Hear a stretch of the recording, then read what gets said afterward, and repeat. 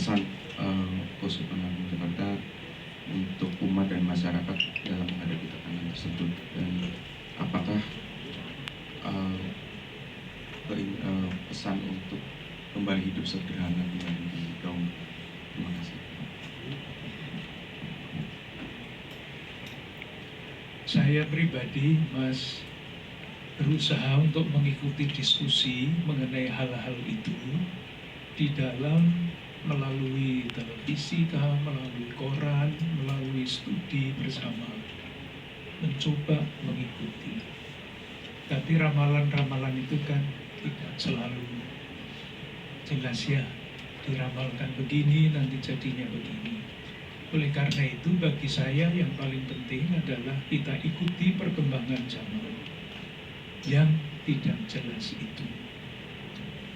Mengenai PPN, pasti nanti yang mempunyai keahlian di dalam bidang itu tidak akan berhenti berdiskusi. Hanya tentu kalau pemerintah sudah memutuskan, tidak bisa lain kan kecuali ikut di dalam arus itu dengan kritis. Artinya tidak ikut, sudahlah ikut pemerintah mau apa kita ikut, enggak. Tetapi kritis terhadap masalah-masalah yang mungkin timbul karena keputusan itu. Dan kita belum tahu apa yang akan timbul dari masalah itu. Tentu yang namanya hidup sederhana itu harus terus dijaga. Itulah sebabnya tadi Mas, di dalam ketika saya bicara tentang ajaran sosial gereja, prinsip-prinsip ajaran sosial gereja mesti terus dipegang, khususnya tentu saja oleh umat yang ada di dalam wilayah pelayanan saya. Jadi tahun ini yang sudah hampir selesai, Keuskupan Agung Jakarta itu menggaungkan semangat solidaritas. Tahun depan, artinya beberapa hari lagi, dimulai tema yang keempat, yaitu memberi perhatian lebih kepada saudari-saudara kita yang kurang beruntung. Itulah pasti salah satu akibat. Jadi misalnya kelas menengah semakin sedikit jumlahnya, kemampuan belanja semakin menurun dan sebagainya. Sementara seringkali yang terjadi adalah untuk menanggapi situasi seperti itu diambil jalan yang mungkin harus dipertimbangkan terus-menerus.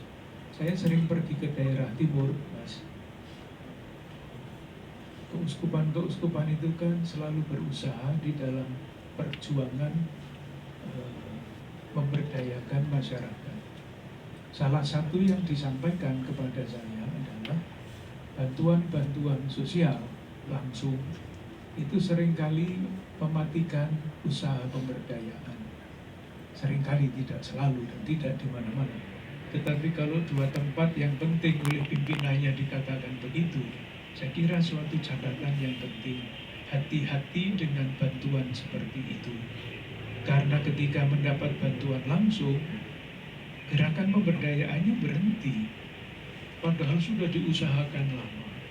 Jadi ada banyak hal yang bisa dilakukan dengan hati-hati supaya jalan yang ditempuh tidak justru membuat kesulitan lebih banyak. Tapi saya pikir pimpinan-pimpinan pemerintahan juga sudah sungguh-sungguh memikirkan bahaya-bahaya seperti itu. Dan kita bersyukur banyak ekonom yang menulis, banyak ekonom yang berdiskusi bersama-sama, dan saya yakin menyampaikan gagasan-gagasannya kepada